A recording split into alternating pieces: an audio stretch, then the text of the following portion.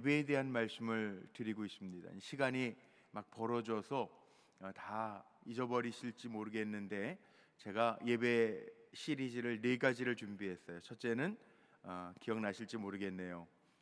제가 뭘 말씀드렸냐면 예배자가 누군가, 두 번째 헌신된 예배자, 또 오늘은 신실한 예배자, 그리고 다음 주에는 뭘 말씀 전할 거냐 하면 예배자가 누리는 복에 대해서 이렇게 4가지를 준비를 했는데 오늘 신실한 예배자라는 제목으로 말씀을 나누려고 합니다.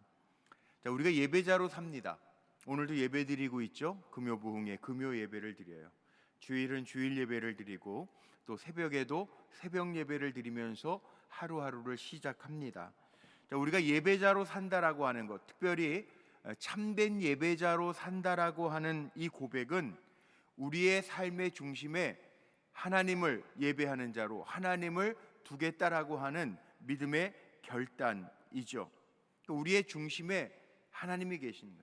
우리가 참된 예배자다 그러면 이 자리에서만 예배드리고 나가서는 세상 사람들보다 더 악하게 사는 것이 아니라 하나님 앞에서 예배하고 예배라고 하는 게 의식이잖아요. 하나님 앞에 무릎을 꿇고 하나님을 높여드리는 삶을 살겠습니다. 그러면 하나님의 말씀대로 세상에 나아가서 그렇게 살아낼 거란 말이죠. 그러니까 우리는 매 순간순간마다 어떻게 사는가, 우리의 중심에 주인 되신 하나님을 예배하면서 살기 때문에 주인이신 하나님의 마음에 흡족한 삶을 살아가려고 노력해야 되고, 우리의 중심에 하나님이 계시기 때문에 그 하나님의 말씀을 따라 살기 때문에 우리의 삶은 바뀔 수밖에 없다는 거예요. 예배가 그래서 참 중요합니다.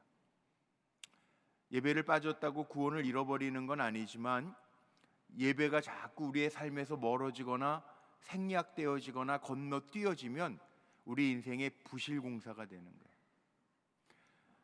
월간 목회라고 하는 제가 읽는 목사님들이 보는 월간지에 보니까 재밌는 이야기가 하나 나왔는데 걸려요. 이게 뭐 재밌는 얘기예요. 꽁트인데 토요일날 청년부 MIF, 요즘엔 토요일날 모이는 게 참 어렵죠. 우리 불꽃교회도 토요일날 청년부 모임을 좀 만들려고 그랬더니 여론조사를 하니까 우리 청년들이 토요일은 안 모였으면 좋겠다는, 개인적으로 뭐 데이트도 하고 자기 할 일도 좀 해야 되겠다, 이게 주일날 예배 드리는 게 좋겠다는 거예요. 근데 원래는 저희 대학교 다닐 때 해도 MIF가 있었어요. 청년부 모임은 주로 토요일날 많이 했어요. 그러니까 청년부 목사님이 청년들에게 예배를 중요하게 여기기 위해서 문자를 보냈는데 뭐라고 그랬냐면, 청년부 토요일날 모이는 모임 오후 7시에 교육관에서 MIF 청년 모임이 있습니다. 은혜로운 청년 예배 우리 한번 빠져봅시다, 이러고 문자를 보냈어요. 근데 아이들이 많이 빠졌어요. 오늘 우리 금요 부흥회도 다른 날보다는 좀 적게 오셨는데 많이 빠졌어요. 그 목사님이 화가 좀 나가지고 주일 예배 온 청년들한테, 야, 너 왜 잘 나오더니 어제 빠졌냐? 그랬더니 뭐라고 대답했냐 하면, 목사님 문자를 그렇게 보내셨잖아요. 우리 청년 예배 한번 빠져보자고. 그래서 빠졌습니다. 그러더라는 거예요. 우스갯 얘기인 것 같죠? 근데 우리 마음의 중심에요, 예배를 중요하게 여기는 사람은 어떻게든 예배를 드리는데 참석하는데 목적을 두지만 예배 중심에서 벗어나면 기회만 되면 예배를 빠지려고 하는 습성이 우리 인간들에게 다 있다는 거예요. 사람들은요, 모든 사람들이 다 자기 중심적으로 살아갑니다. 아닌 것 같지만 다 자기 중심적으로 살아가요. 우리나라에 저 교보문고나 아니면 다른 서점들에 가면 지구본이라는 게 있습니다. 지구본 보셨죠? 그리고 세계 전도가 있어요. 재작년에였나요? 새벽 특별 5인 5색 부흥회를 할 때 제 기억으로는 첫째 날에 그 서승직 목사님 오셔서 아침 부흥회 하실 때, 그 서승직 목사님은 저보다 한 2년 선배 목사님이신데 제가 캐나다가 있는 10년 동안 이 목사님은 뉴질랜드에서 10년을 목회하고 오셨는데, 캐나다하고 뉴질랜드하고 뭐가 다른 줄 아세요? 캐나다는 북반구고요, 뉴질랜드는 남반구예요. 근데 말씀을 전하면서 그 목사님이 우리 대한민국은요, 동경 170도, 위도 170도를 중심으로 해서 세계 전도를 우리나라에서 파는 지도는 이겁니다. 이거는 원래 16세기 마테오 리치라고 하는 사람이 세계 지도를 만들었는데, 북반구에 있는데 특별히 우리나라 아메리카 지도하고, 저는 캐나다에서 파는 그 세계 전도를 본 적이 있는데, 우리나라에서 파는 세계 전도를 보면 대한민국이 중심이잖아요. 예? 그런데 아메리카 지역에서 파는 데에서는 세계 전도의 중심이요, 아메리카 대륙이 정 가운데 있어요. 이게 달라요. 더 재미있는 거는 뉴질랜드, 호주에서 파는 지도는요, 어떻게 나와 있는지 아세요? 제가 사진 이렇게 나와 있어요. 다 자기 중심적이에요. 여러분, 세계 지도, 우리나라에서 보던 세계 지도하고는 다르죠. 남반부 중심이라는 거예요. 여러분 잘 생각해야 돼요. 대충 살면 안 돼요. 그 서승직 목사님이 그 얘기를 한번 하다, 날마다라고 하는 책에서 그런 얘기를 하더라고요. 우리나라에서는 집 살 때 햇볕 잘 드는 집을 사야 되는데, 남향집을 삽니까? 북향집을 삽니까? 동향집을 삽니까? 서향집을 삽니까? 질문. 남향집 사죠. 근데 그 생각만 하고 남반구 뉴질랜드나 호주 가가지고 남향집 사면 얼어 죽는 거예요. 거꾸로 해요. 우리가 여름일 땐 거긴 겨울이고, 우리가 겨울일 땐 거긴 여름이고, 남쪽에서 해가 잘 드는데 거긴 북쪽에서 해가 잘 들어서 거기서 집 살 땐 북향집을 사야 되는 거예요. 그러니까 자기 중심대로만 살면 안 돼요. 세계가 자기 중심으로만 돌아가면 안 되는 거예요. 예배도 마찬가지예요.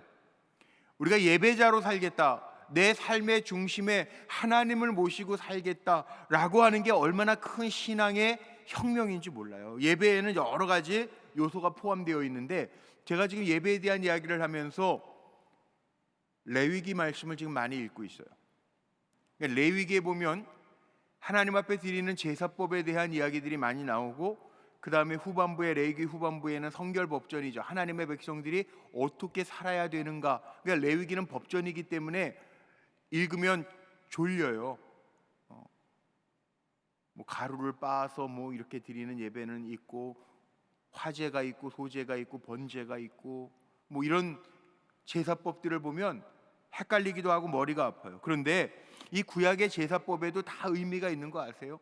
예를 들면 소제, 농사지은 제물로 드리는 소제는요, 그 제물을 가루로 빻아가지고 드려요. 가루로 빻아서 드린다라고 하는 의미는 뭐냐 하면, 우리를 헌신해서 드린다는 거예요. 헌신으로 드린다는 거예요. 예배에는 속죄가 요구되죠. 하나님께 죄를 용서받아야 되겠지만, 또 다른 사람들과의 관계에서 죄가 생기면 구약 제사법에 보면 보상하는 거예요. 보상해놓고 사과하는 거예요. 보상하는 거예요. 보상.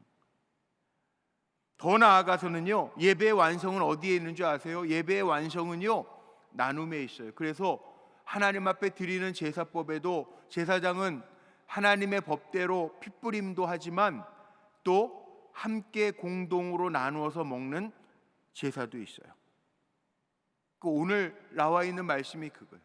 그러니까 예배는 하나님 앞에 드리지만 우리의 삶하고 전혀 무관한 게 아니라는 거죠. 예배 드림으로 우리의 삶이 정결해져야 되고, 또 정결해진 삶으로 나아가는 거죠. 예배 드리는 사람이 가증한 삶을 살아가면 안 돼요. 하나님은요, 우리의 삶이 가증한 거 제일 싫어하세요. 척척하면 안 돼요. 믿음 없는데 믿음 있는 척하지 마. 차라리 내 믿음 없음을 도와주소서, 그리고 기도하는 게 맞는 거예요. 하나님 앞에서는 척척하면 안 돼요. 제가 언젠가 한번 그런 고백했죠. 지금은 다른 데에서 척척박사 장난감 수리센터를 하는데, 우리 교회 행정실장이었던 우리 유원일 권사님이 손재주가 많으니까 교회 뭐 선교회 장으로 한번 좀 삼아 볼게요. 장난감 고치는 이 장난감은 팔고 아이들이니까 크니까 그래서 그런지, 아니면 고치고 다시 쓰지 말고 팔려고 하는 어떤 장사 수완인지 모르겠는데, 다른 거는 AS 센터가 많잖아요, 전자제품 같은 건. 그런데 장난감은 AS가 잘 안 되더라고요. 장난감 고치는 데가 별로 없잖아요. 그래서 장난감 수리센터를 한번 해보겠다고 그래서 정말 뭐 여러 가지 장난감을 고쳐가면서 방법들을 연구를 하더라고요. 그런데 그 하시던 우리 교회 301호에 그 만들었던 그 장난감 수리센터 이름이 척척 박사였어요. 척척 박사. 근데 언젠가 한번 제가 간증하고 설교했던 적이 있는데, 그 3층에서 제 방을 가려면 거의 지나가야 되잖아요. 엘리베이터에서 내려서 가는데 제 마음에 그 방을 지나가는데 하나님이 제 마음속에 그런 감동으로 질문하시는 거예요. 나는 척척 박사 안 좋아한다. 너는 척척 목사 되지 마라. 이게 무슨 말이냐면 척척하지 말라는 거예요. 척척 박사는 좋은 거예요. 다 아는 거잖아요. 근데 목사는 척척 목사가 되면 안 되잖아요. 예? 예를 들면 제가 기도 안 하는데 기도하는 척, 말씀 준비도 제대로 안 하는데 말씀 준비하는 척, 그러면 안 되잖아요. 착하지도 않는데 착한 척, 뭐 이러면 안 되잖아요. 안과 박씨 다르면 안 되잖아요. 표리부동하면 안 되잖아요.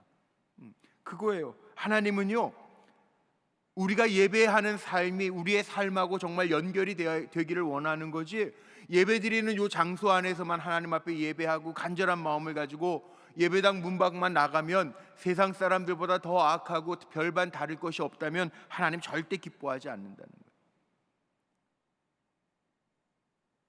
예전에 부흥사 목사님들이 많이 들던 예화가 있어요.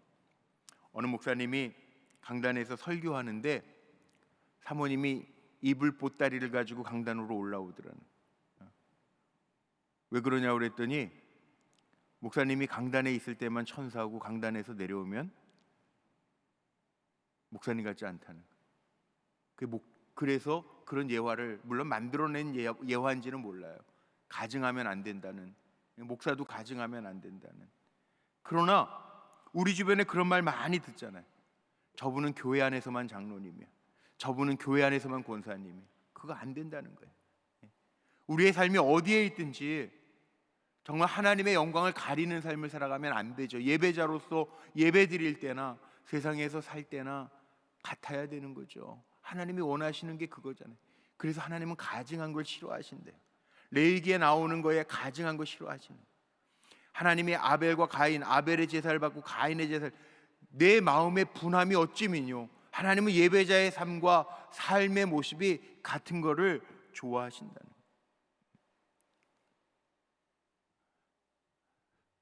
지금은 제가 강의를 안 하는데 2년 전에요, 강남대학 가서 우리 대학교 1학년, 2학년 아이들에게 필수 과목이, 기독교 대학이니까 필수 과목, 기독교와 현대사회를 강의하는데 60명씩 3반을 강의했던 적이 있어요.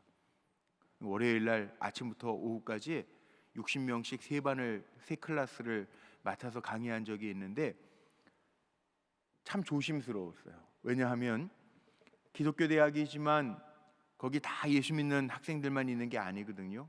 학생들이 한 7,000명 돼요. 그리고 제가 일반 교수가 아니고 로컬 교회를 담임하고 있는 목사잖아요. 참 조심스럽더라고요, 아이들에게도. 더군다나 저는 목사니까 아이들에게 수업하면서도 정말 좀 다른 교수들하고는 좀 다르네, 목사님이라 다르네, 그게 전도가 되기를 원하는 마음으로 축복을 해주고 기도해주면서 시작을 하고, 그러면서 물어봤어요. 교회 다니는 친구들 몇 명이나 될까? 그리고 한번 물어봤어요. 근데 정말 얼마 안 되더라고요. 60명 중에 많으면 4명, 적으면 1명, 2명이에요. 정말 5%가 안 돼. 60명 중에 3명이어야 5%잖아요. 정말 5%가 안 되더라고요. 교회 데이터 연구소에서 보고한 그 통계가 맞더라고요. 요즘에 청년 청소년들이 예수 믿는 아이들이 5%가 안 된다는 게 맞더라고요. 그래서 더 조심스럽고 어떻게 하면 좀 더 친근감 있게 해서, 요즘에 젊은이들이 교회, 기독교에 대한 반감들이 많은데 어떻게 하면 그 마음들을 돌이킬 수 있을까? 생각하면서 수업을 했던 적이 있어요. 근데 아이들이 왜 기독교를 싫어할까? 기독교를 싫어하는 게 아니에요. 간대하고 똑같아요. 예수님은 좋은데 교회가 너무 편협하면, 예수 믿는 사람들이 편협하고 잘못하니까, 이율배반적인 삶을 사니까 싫어한다는 거예요. 마음이 참 많이 아팠던 적이 있어요. 저는 넷플릭스에서 본 드라마는 아닌데 한참 유행했던 드라마들이 있더라고요. 글로리, 뭐 수리남이라고 하는, 뭐 황아무개, 황정민인가요? 무슨 배우가 나와서 하는, 도관이라고 하는 영화를 한번 본 적이 있는데, 이게 기독교인이 기독교인다운 삶을 살지 못하니까 조롱거리가 되고요, 드라마거리가 되고요, 믿음의 사람들이 믿음의 삶을, 예배자의 삶을 삶의 자리에서 보여주지 못하니까 사람들에게 실망을 안겨주고 오히려 복음 전파에 저해가 되는 모습들을 보게 됐다는, 그렇잖아요. 여러분, 기대가 있는 거 아세요? 세상 사람들은, 예수 믿는 사람들, 오늘같이 이렇게 예배 드리는 사람들에게 기대가 있는 거 아세요? 가족 전도가 왜 어려운지 아세요? 우리가 예수 믿는다고 하는데 예수 믿는 형제들인 것 같은데 집에서는 더 쫀쫀하고 인색하고 그러면요, 더 실망해요. 초대교회가 부흥할 때 한번 보세요. 우리 사도행전 2장 42절 이하의 말씀에 보면 이런 말씀들 나오잖아요. 제가 한번 읽어볼게요. 앞에 화면에 있으니까 한번 눈으로 보세요. 그들이 사도의 가르침을 받아 서로 교제하고 떡을 떼며 오로지 기도하기에 힘쓰니라. 사람마다 두려워하는데 사도들로 말미암아 기사와 표적이 많이 나타나니 믿는 사람이 다 함께 있어 모든 물건을 서로 통용하고 또 재산과 소유를 팔아 각 사람의 필요를 따라 나눠주고 날마다 마음을 같이 하고 성전에 모이기를 힘쓰고 집에서 떡을 떼며 기쁨과 순전한 마음으로 음식을 먹고 하나님을 찬미하며 또 온 백성에게 칭송을 받으니 주께서 구원받는 사람을 날마다 더하게 하시니라. 하나님을 찬미하고 사람들에게 칭송받으니 점점 초대교회가 부흥했다는. 저는 요즘에 그런 기도 많이 해요. 요즘 이제 우리 청소년부 또 우리 초등부, 유년부 아이들이 예배드릴 예배 장소를, 또 음향 장비를 소리가 잘 안 나오고 그래서 우리 청장년 행사할 때도 많이 힘들었잖아요. 근데 다 공사가 끝났으니 청소만 하고 조금 밑에 바닥도 좀 갈아내고 좀 그러면 왁스칠하고 그럼 이제 끝나는 거예요. 근데 이런 기도가 생겼어요. 공사할 때마다 제가 매일 아침에 내려가서 확인하고 보면서 하나님 앞에 그런 기도가 나오더라고요. 하나님, 우리 불꽃교회가 정말 좋은 위치에 좋은 교회로 이렇게 세워져 있는데 하나님, 우리 불꽃교회 때문에 아이들의 교육 문제가 좀 해결되고 아이들이 편하게 찾아와서 교회 마당 문화를 좀 회복하고 또 어르신들이 있어요. 우리 어버이들, 노인들 우리 교회 와서 막 마음껏 만나고 예배하고 싶은데 이게 교통이 좀 불편해서 멀리 분당에 주로 많이 계시니까 좀 불편해하세요. 근데 마음껏 찾아와서 교제 갖고 우리 교회가 있으므로 여기 이 근처에 사는 사람들이 더 경건해지고 거룩해지고 우리 남자들이 더 하나님 보시기에 영적으로 성장하면서 자라가고 영혼 사랑하는 마음들이 일어나는. 요즘 어느 책에 보니까 이런 얘기 하더라고요. 너무 교회들이 다음 세대 그러니까 중년 넘어가시는 어른들은 소외감을 느낀다는, 그래서 이 말을 바꾸자는 거예요. 근데 저는 동감해요. 다음 세대만 얘기하지 말고 이제는 다음 시대라고 좀 바꾸자고. 다음 시대를 준비하는, 노인들은 노인들대로 준비할 수 있게 다음 시대, 시간은 지나가잖아요. 다음 세대 그러면은 이게 세대가 다음 이어져가는 젊은 세대만 얘기하는 것 같잖아요. 그러지 말고 다음 시대를 좀 준비하자고. 그게 맞는 것 같아요. 우리 불꽃교회가 이 자리에 있어서 이 지역의 다음 시대를 잘 준비하는 그런 교회가 됐으면 좋겠어요. 하나님 좋은 곳에 위치해 놓고 우리 교회를 통해서 또 이렇게 이 지역의 젊은이들을 위해서 주차 공간을 화려하게 하고 그러는데 여기에서 마음껏 예배할 수 있는 그런 사명들을 우리가 만들어내야 될 거 아니에요. 교회가 있으므로 이 지역이 변화되게 할 수 있는 힘을 가져, 이게 선한 영향력이잖아요. 오늘 제사법에, 오늘 함께 읽었던 레위기 7장의 제사법은요, 사실은 화목제에 대한 얘기예요. 화목제, 화목이라는 말은 제가 설명하지 않아도 아시죠? 예? 이어가는 화목제, 화목제물. 화목제에는 뭐가 있어요? 감사제가 있고요, 서원제가 있고요, 낙헌제가 있어요. 화목제사의 종류예요. 감사제가 뭡니까? 말 그대로 제가 화면에 기록해 놨는데, 하나님 앞에 그 은혜가 너무 감사해서 드리는 제사가 감사제예요. 서원제가 뭡니까? 말 그대로예요. 하나님 앞에 서원을 삼았는데 그 서원을 이룰 수 있도록 도와주셔서 즐거움과 감사로 드리는 게 서원제예요. 낙헌제가 뭐예요? 낙헌제는 예를 들어서 다 완공하고 성전 완공할 때 드리는 제물, 또 이런 어떤 성공, 승리를 주셔서 다 이루었습니다, 즐거운 마음으로 하나님 앞에 드리는 그 즐거울 낙헌, 하나님 앞에 즐거운 마음으로 드리는 제사가 낙헌제예요. 이게 다 화목제물 안에 담겨 있는 제사법이에요. 제사의 종류예요. 그 종류를 하나님 앞에 제사 드릴 때 뭘 하라고 그러냐 하면 음식을 나누라는 거예요. 음식을 나누라.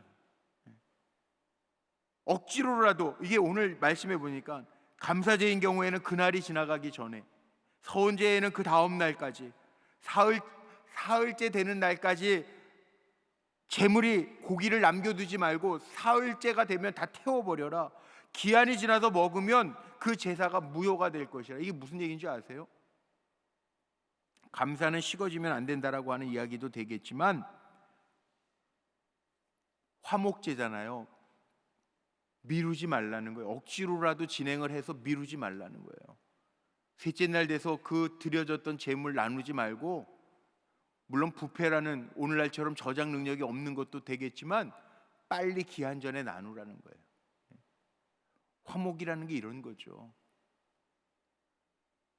우리 불꽃교회는 그런 교인들 없겠지만 혹이라도 형제들하고 안 보다가 명절날 형제들 만날 게 깨름직한 분들이 있으면 안 돼요. 왜? 풀어야 되는 거니까. 우리는 화목 제물이 돼야죠.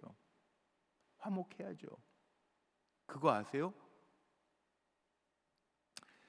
지난 월요일 날 제가 전도사로 사역했던 교회 이렇게 거쳐간 교육자들 다 이렇게 꽤 많더라고. 한 30여 명 되는데 모임이 있어서 갔었어요.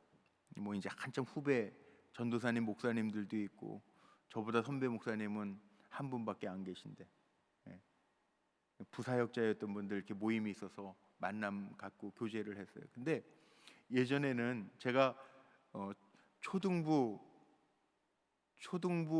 유년부, 초등부 전도사님을 한 6개월 하다가 중등부 전도사님 목회를 나가시는 바람에 제가 중등부 전도사를 한 3년 했거든요. 근데 그때는 아이들이 싸우잖아요. 교회에서 장난치고 놀다가 싸울 때가 있어요. 아이들이니까.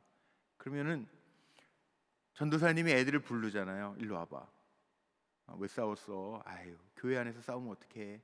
그리고 이야기하고 전도사님이 기도해주고, 야 이제 마음 풀어. 그리고 손 잡아. 그리고 기도해주고 막 그러면 애들이 풀리잖아요. 사과해 서로. 그러고 그랬잖아요. 근데 요즘에는요 그게 안 된대요. 그거 아세요? 교목하는 어느 목사님 그러더라고요. 요즘에는 기독교 학교에서도 교목실에서 아이들 그게 안 된대요. 나중에 어른 싸움이 돼가지고 교육청의 화해 조정위원회로 올라가야 돼. 기가 막히더라고. 기가 막혀. 기가 막혀. 애들 싸움이 어른 싸움이 되는 시대가 지금 됐대요. 물론 화해 조정위원회에서 잘 조정이 되면 되는데, 이게 서로 양보가 안 되면 뭐 학폭 뭐 이런 거 걸리면 정말 심각하다는 거예요. 저도 가끔 그런 얘기는 들었어요. 우리 교회도 저에게 기도 부탁하면서 그런 기도 제목을 제가 받은 적은 있거든요. 근데 그렇게 심각한지 몰랐어요. 정말 심각하다. 이거 어떻게 해요? 정말 심각하더라고요. 이거 어떻게 해요? 성경에 보면요, 하나님 앞에 예배드리는 예배마저도요, 화목 제물은 기한이 아니에요. 억지로라도 해버려요. 고향 안 가실 분들만 여기 계신 건 아니잖아요. 이제 부모님도 만나고 형제들도 만날 거잖아요. 혹이라도요, 저는 오늘 저녁에 그렇게 선포하고 싶어. 교인들은 그런 경우가 거의 없어요. 형제들하고 등지고 사는 경우가 없겠지만 혹이라도 있으면 이번 기회에 푸세요. 억지로라도 시간 오래가게 하지 말고 3일째 지나면 불태워버려라, 무효다, 그렇게까지 성경은 이야기하잖아요. 그러니까 하나님의 제사법에는요, 이거예요. 하나님 앞에만 하나님과의 관계만 잘하는 게 예배가 아니라, 십자가가 뭐라고 얘기하죠? 십자가 신학을 이야기하면서 그래요. 하나님과 나와의 관계, 수직의 관계뿐만 아니라 수평의 관계잖아요. 하나님 사랑, 이웃 사랑이잖아요. 가장 가까운 이웃이 누구예요? 형제 자매잖아요. 그 관계를 잘 하라고 하는 얘기예요. 예배는 반드시 사람과의 나눔, 미워하는 사람과의 화목, 이거로 마무리가 되어야 예배가라는 거예요. 미루지 말라는 거예요. 오늘 말씀이 그거예요. 미루지 말라는. 음식을 먹을 때 함께 나누면서도 미루지 말라는 거예요. 우리 흔히 그런 얘기 합니다. 여러분 많이 들어서 아실 텐데, 예배 드리면서 하나님이 주시는 마음이 있어요. 첫 번째 생각은 하나님이 주신 생각, 두 번째 생각은 사람의 생각, 세 번째 생각은 마귀의 생각이라잖아요. 그러니까 너무 깊이 생각하지 마세요. 말씀 들을 때 마음에 하나님이 감동하시면 그렇게 하면 돼요. 이게 하나님 생각이니까 너무 깊이 곰곰이 생각하다 보면 장구 끝에 악순한다 그러잖아요. 잘못된 생각할 수 있어요. 순수하게 살면 돼요. 우리 예배자로 살아가는데 하나님이 화목해라, 그럼 화목하게 살면 돼. 그럼 돼요. 너무 고민하지 마세요. 우리는 어떻게 살까요? 오늘 답이 여기 있잖아요. 답, 희생하는 거예요. 그리고 먼저 손 내미는 거예요. 먼저 손 내밀 때 하나님이 하시는 일들이 있다는 거예요. 신실한 예배자가 누굽니까? 오늘 제목이 그 신실한 예배자. 내가 하나님 앞에 희생하고 헌신을 다짐하고 예배된 삶과 내 삶의 모습이 가증스러운 게 아니라 일치되는 거, 이게 신실한 예배자예요. 신실한 예배자. 그 신실한 예배자에게 뭐가 있죠? 간증이 있습니다. 이제 제가 말씀 마치고 함께 찬양할 텐데, 찬송가 288장 찬송이 그거잖아요. 예수로 나의 구주 삼고 성령과 피로써 거듭나니 이 세상에서 내 영혼이 주님의 영광 보리로다. 이것이 나의 간증이요 이것이 나의 찬송일세. 나 사는 동안 끊임없이 구주를 찬송하리로다.